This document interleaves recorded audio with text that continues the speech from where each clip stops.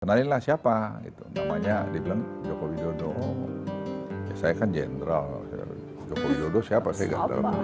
Ini, lalu saya telepon, kita ketemu, atau saya ke Solo, beliau yang jemput, beliau yang nyupir, kadang-kadang itu hebat bro. Ini hebat juga nih Mas Jokowi ini sebenarnya.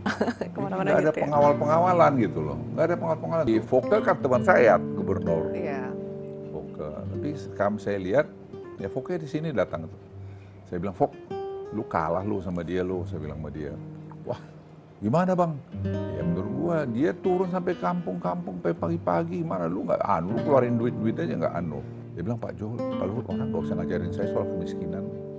Oh saya dari situ, 3 kali loh Pak Luhut saya digusur keluarga saya. Saya itu waktu itu belum membayangkan saya ini sekolah mau kemana. Kepahaman beliau terhadap kemiskinan. Jangan omong doang, sekecil apapun I have to do something. Itu kan bicara, jadi saya terus terang ada profesor-profesor bilang presiden abuse of power dengan itu, nggak benar itu. Sama sekali nggak benar. Ya kan kita harus tahu diri. Kadang-kadang kita tuh nggak tahu diri di dalam banyak level dalam kehidupan gitu. Ya, saya tahu diri saya anak buah. Jemput saya bilang, kok itu konstitusi dia nggak bisa umurnya gitu. Udah bang, kita judicial review aja. Aku udah partai ada berapa orang, 4 atau berapa judicial review. Kenapa nggak boleh? Dan menurut saya, logika saya ya. Tapi kalau Pak Jokowi untuk mengatakan nggak pernah. Jadi saya saya bilang, kenapa kearifan di para guru besar itu nggak ada? Gitu. Ya bukan membuka luka lama ya, tapi supaya kita belajar ke depan. Bismillahirrahmanirrahim. Assalamualaikum warahmatullahi wabarakatuh. Sobat-sobat ngabarin kabar terkabar. Semoga selalu dalam keadaan sehat walafiat, serta diberikan rezeki yang halal, berkah, lancar, dan banyak. Kali ini kami akan membagikan sebuah tayangan video tentang persahabatan Luhut Binsar Panjaitan dan Presiden Jokowi. Menjadi pembicara, Luhut menceritakan awal mula ia bertemu dengan Presiden Jokowi sejak dari wali kota Solo hingga sampai berhubungan bisnis sampai saat ini menjadi Presiden Jokowi. Luhut menceritakan banyak kisahnya dalam video ini. Bagaimana ceritanya? Mari kita simak bersama. Let's go. Bapak, kalau kami wartawan tahu lah, tapi kan ini mungkin banyak masyarakat yang nggak tahu Pak ya, yang belum tahu juga. Bagaimana sih Pak awal perkenalan atau awal persahabatan seorang Luhut Binsar Panjaitan dan Presiden Joko Widodo Pak? Waduh, Kita flashback sedikit Bapak. Saya itu, sih tahu katanya urusan bisnis ya Pak, karena iya, urusan perkayuan kan. Iya. Jadi anak saya yang paling kecil itu, Carrie itu sekolah kan di mana di Inggris, di St Andrews, dan dia pintar memang. Jadi satu ketika saya cerita, Care, Papa ini punya konsesi hutan di Kalimantan Timur gitu. Itu 52.000 hektar kira-kira, saya masih ingat tuh. Sekarang udah saya lepas sih.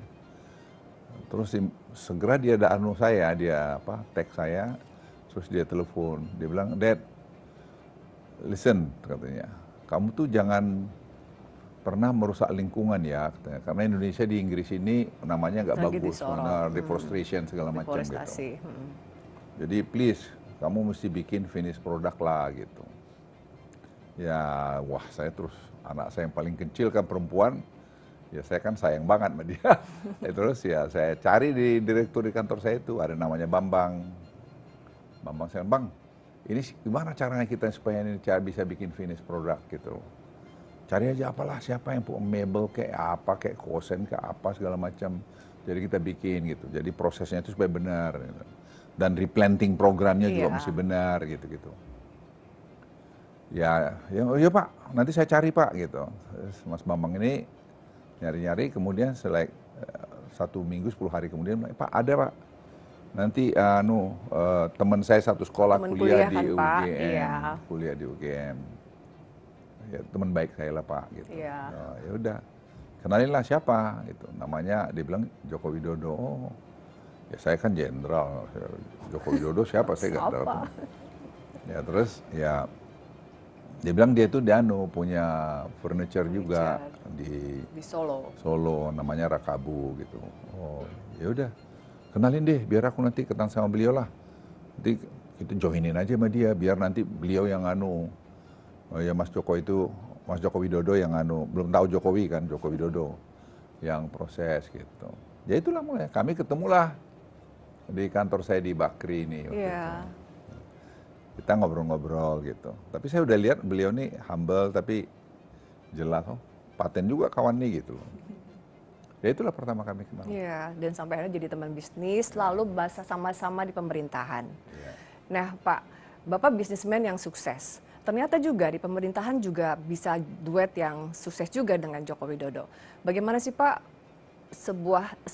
persahabatan antara seorang Joko Widodo dan Luhut Binsar Panjaitan ketika tadinya sama-sama berbisnis lalu sama-sama mengurusi negara, Pak? Ya mungkin kita jadi saling kenal ya, karena saya juga ya enggak pernah, saya tetap respect sama Pak Jokowi, kemudian wali kota kan. Ya saya selalu Mas Jokowi ini gini, lalu saya telepon, kita ketemu atau saya ke Solo, beliau yang jemput, beliau yang nyupir, kadang-kadang itu hebat loh. Ini hebat juga nih Mas Jokowi ini sebenarnya. Kemana-mana Nggak ada gitu ya? pengawal-pengawalan gitu loh, nggak ada pengawal-pengawalan tuh. Saya jadi suka gitu, karena saya juga nggak terlalu suka dikawal-kawal. Kalau Eli lihat mana pengawal saya cuma satu orang. Iya, iya. Ya, ngapain mau kawal-kawal, emang siapa yang mau bunuh kita gitu. Ya itulah, jadi sama hormat gitu ya. Terus dia satu ketika pengen jadi kami dari teman tim saya ada banyak jenderal-jenderal di kantor itu lihat, setelah kita kan kenalan lama karena kita satu grup itu. Kita lihat, kita bikin survei kecil-kecilan gitu. Pak Joko ini ada mau pelatihan gubernur kan. Iya. Gitu. Kita dorong aja tuh Mas Joko itu jadi gubernur DKI gitu. Ayo kita gitu. Ya pendek cerita, kita doronglah dia juga dikontak oleh pihak lain untuk jadi gubernur DKI. Ya saya telepon, Mas Jokowi, sampai di mana? Di Solo Pak, Pak Luhut gitu. Oh, kita bisa ketemu nggak? Saya pengen ada ngomong gitu. Wah, saya juga pengen ketemu karena saya juga pengen ada ngomong sesuatu. Gitu. Iya. Ya ketemulah kami di kantor saya, ketemu di kantor, terus ngomong, saya cerita, saya bilang Mas Jokowi, kami lihat kok penjaringan tuh kalau jadi gubernur DKI bisa menang. Saya baru meminta arahan nih Pak Luhut, gimana kira-kira saya karena ada yang dorong saya untuk maju juga. Maju juga. Bilang maju aja, maju nanti kita dukunglah, saya bilang gitu. Ya udah, dia maju. Si Foke kan teman saya, gubernur. Iya. Foke, tapi saya lihat, ya Foke di sini datang tuh. Saya bilang, Fok, lu kalah lu sama dia lu, saya bilang sama dia. Wah, gimana bang? Ya menurut gua dia turun sampai kampung-kampung sampai pagi-pagi, mana lu nggak lu keluarin duit aja nggak Wah bang bantulah, ya gua bantu kalau suara gua cuma satu juga, tapi tekniknya gua lihat itu, Iya. kawan ini hebat tuh, saya bilang. Dia dari rumah gua bisa jam 11 malam udah selesai. Aku udah bilang selamat istirahat, masuk. Enggak Pak Luhut, saya masih mau ke kampung. Jadi kalau orang sekarang bilang beliau itu abuse of his power itu salah itu.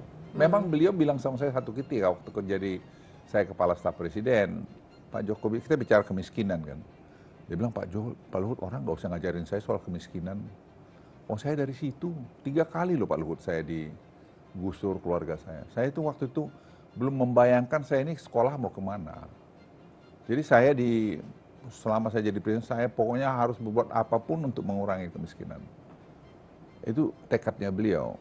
Dan itu sebabnya waktu day one di Bina Geraha kami beliau di istana, itu sudah belusukan itu. Jadi udah hobinya dia, mungkin menurut saya ini, maaf ini, refleksi daripada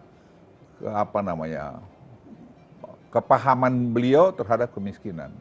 Jangan omong doang, sekecil apapun I have to do something in order to help them gitu loh. Bangun sistem kan dana desa dibuat.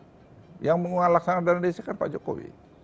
Sampai sekarang, makanya ada yang ribut di desa, kan nggak pernah ribut. Iya. Itu yang terus beliau bilang, Pak Luhut ini Profesor Mubiarto punya ini sebenarnya ekonomi Pancasila itu di sini.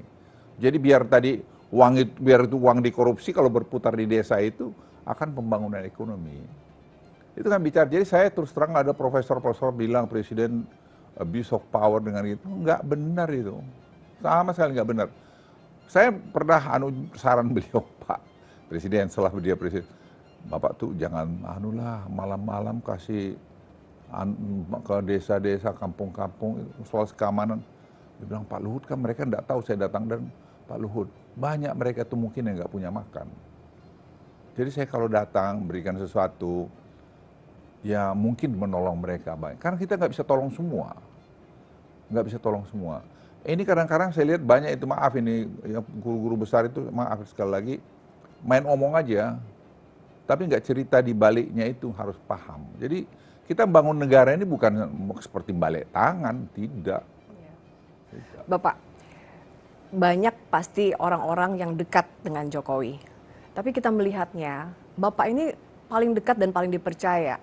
Ya enggak juga, saya nggak pernah merasa paling dekat dengan Pak Jokowi. Ya bahwa saya pembantu beliau, ya saya laksanakan tugas saya. Seorang Luhut Binsar Panjaitan, Pak, yang tadinya saya jenderal, ini wali kota atau pengusaha furniture gitu. Bagaimana sih Pak, sekarang Bapak jadi istilahnya jadi timnya beliau seorang Presiden Jokowi? Ya kan kita harus tahu diri. Kadang-kadang kita tuh nggak tahu diri di dalam banyak level dalam kehidupan gitu. Ya, saya tahu diri saya anak buah. Saya harus loyal, dan itu yang diajarkan ya Pak Beni Murdani juga sama saya, Pak Yusuf, Jenderal Yusuf. Ya loyalitas itu menurut saya kunci. Tentu kepada hal-hal yang benar. Jadi saya, kalau atasan saya tidak melanggar konstitusi, ya saya akan tetap loyal. Dan saya tidak melihat Pak Jokowi melanggar konstitusi. Apa sih yang dilanggar? Lagi berhenti dari wakil presiden, siapa yang nunjuk? Nggak pernah namanya, saya udah pernah ngomong itu di mana.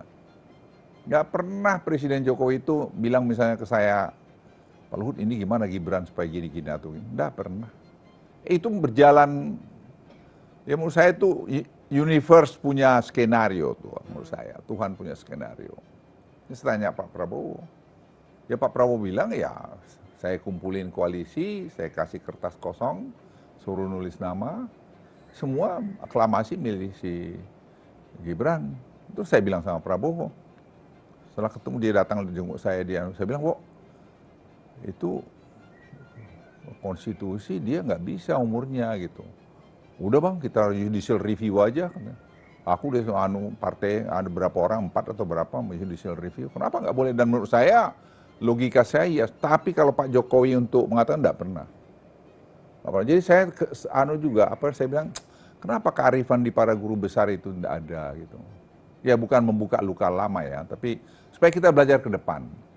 Jangan terlalu cepat-cepat untuk terus blame orang. Menurut saya nggak elok itu. Buat seorang Luhut Binsar Panjaitan, singkat saja Pak, kira-kira sosok Presiden Joko Widodo itu selain tadi yang sudah Bapak jelaskan di awal, beberapa kata gitu, seperti apa Pak sosok beliau? Ya seorang yang mampu sampai hari ini memberikan tauladan. Memberikan Kerja tauladan, keras. kerja keras.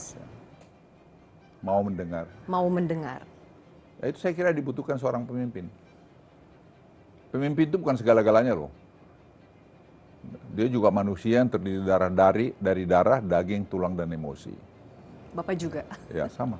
Kita semua ya. Kita semua. Baik, sobat-sobat ngabarin kabar terkabar. Begitulah cerita dari Menteri Luhut tentang persahabatannya dengan Presiden Jokowi. Dan bagaimana Presiden Jokowi tidak sama sekali mengajukan anaknya untuk menjadi wakil presiden dari Prabowo Subianto. Terima kasih. Wassalamualaikum warahmatullahi wabarakatuh.